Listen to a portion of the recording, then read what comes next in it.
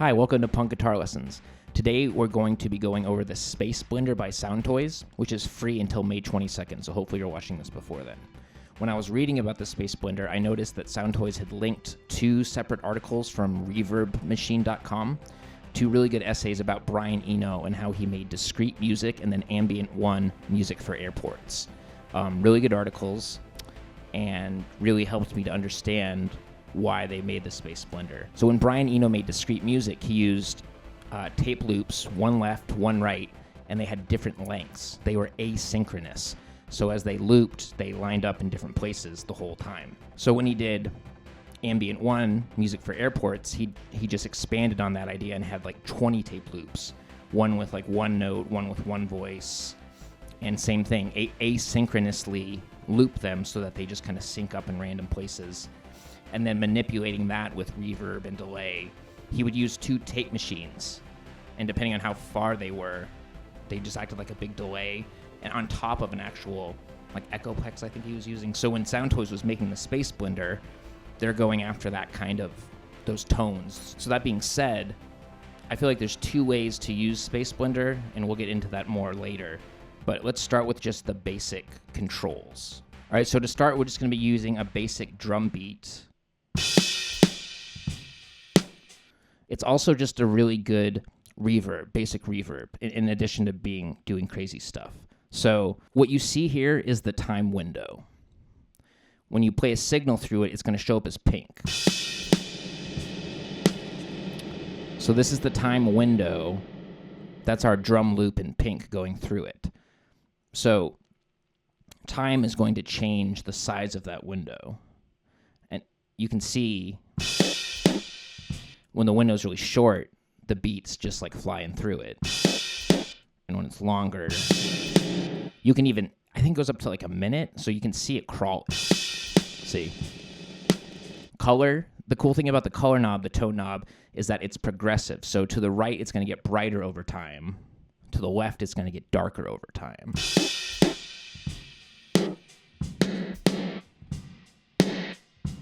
And then darker. Texture is kind of like a diffusion control. You can see it messing with the time window shape.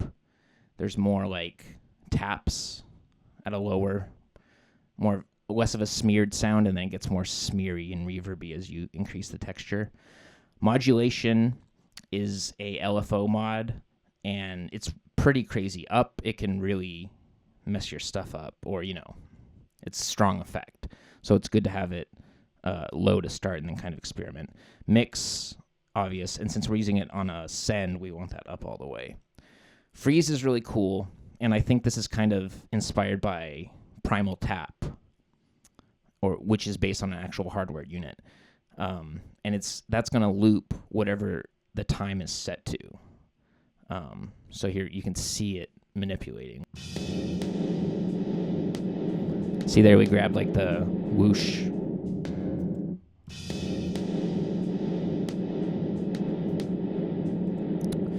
Now, where it gets really unique is this cursor. So there's basically 4 positions. Fully up, you're going to get kind of a gated sound.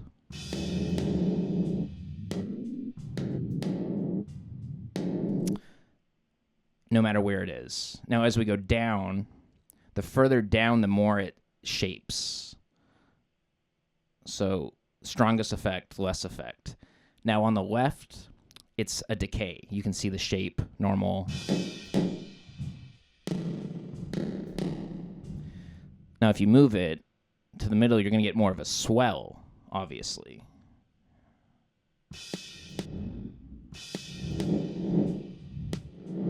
Move it further to the right, you're going to get like a reverse echo or a reverse delay kind of thing.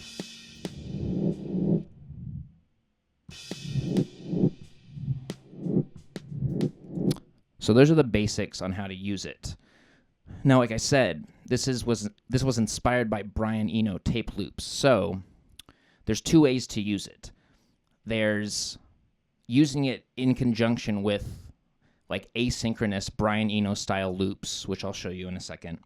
And then you can also use it to just take like normal loops, normal sounds that are synchronous, that aren't staggered times and make those sound really weird and ambient too. So you can use it two ways. So first, let's use it with Eno-style asynchronous loop compositions. Okay, so here we are in the Brian Eno asynchronous loop style project. Let me show you the samples I'm using. These are all from my old band. So here is a piano loop.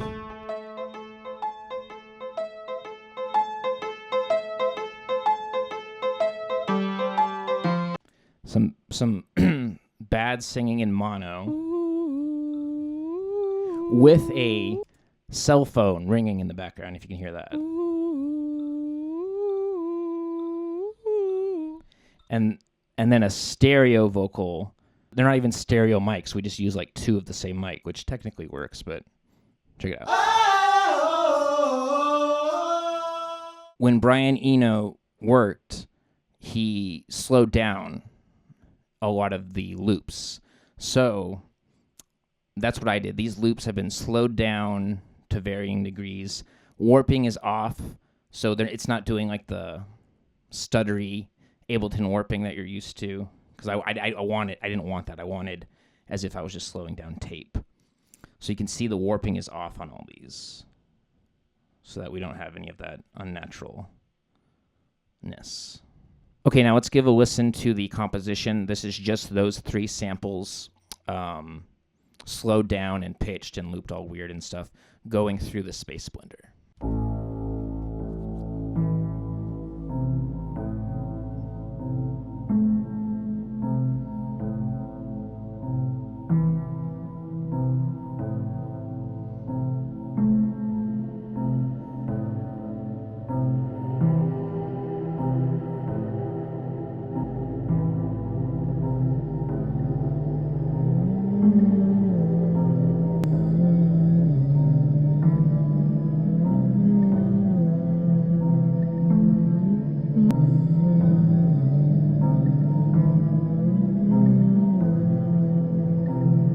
Okay, so you get the idea. Now, here's where it gets even cooler. So, see the warp mode here? That is going to give you like tape style kind of effects. Pretty cool on its own. Sync is obvious, it's going to line up with the MIDI, but since we're doing asynchronous loops and the grid's off, we don't bother with that. Now, the warp sounds that you can get, check it out. I'll show you.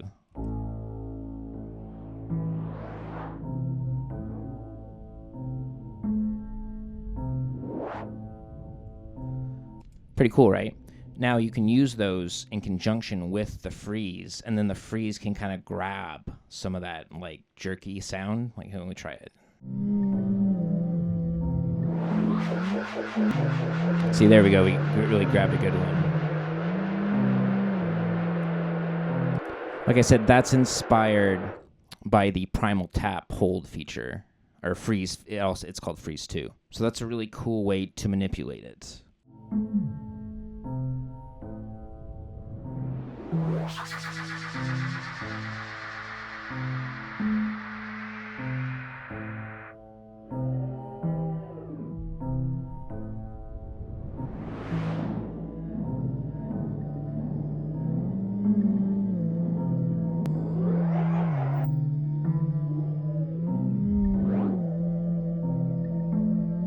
A cool tip is that you can use shift on any of the knobs to for a more of a granular control, and with the time knob it works really well.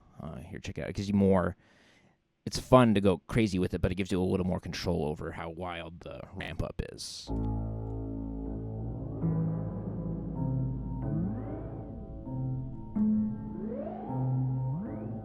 Hold down shift for more control, let it go to be able to just like kind of ramp it up and down really crazy. Let's check out using it with just normal loops that aren't so weird and ambient to begin with, to see how we can make just a normal loop sound really cool.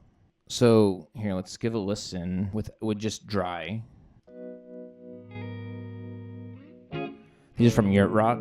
Love Yurt Rock. So you can hear they're just very normal. It's a key part.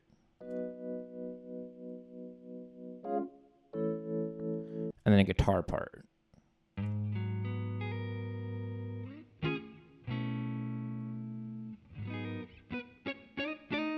All right, now let's check out what we can do to just those. We can basically make them like completely unrecognizable just using the Spaceblender.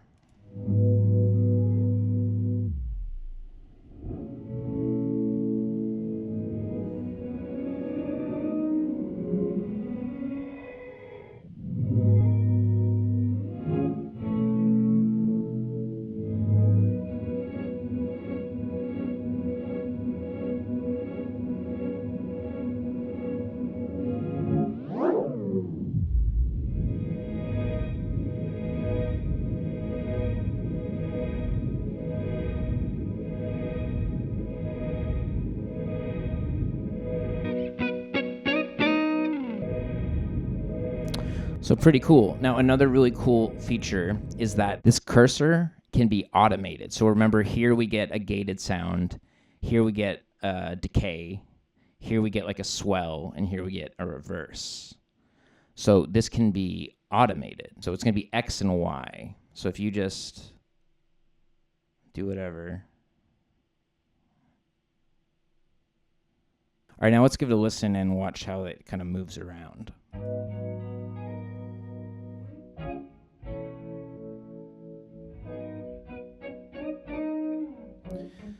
So we're seeing the time window changing shape as we have automated the position of the cursor.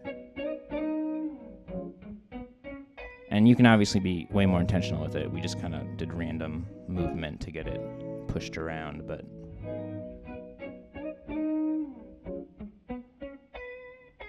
yeah, so that about wraps it up. That's how to use the Spaceblender, a little bit of the history.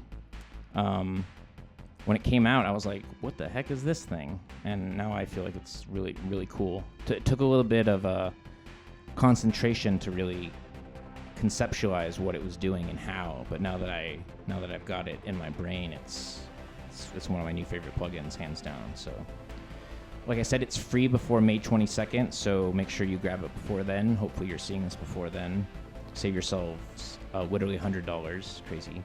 The first Soundtoys plugin I ever got was free. It was like the little plate, I think, or maybe the little radiator, but it's not the first time they've given stuff away for free, so good on Soundtoys. Thanks for watching. Good luck. If you have any questions about how to use it, let me know, or if you have any requests for other Soundtoys plugins to go over, just leave it in the comments.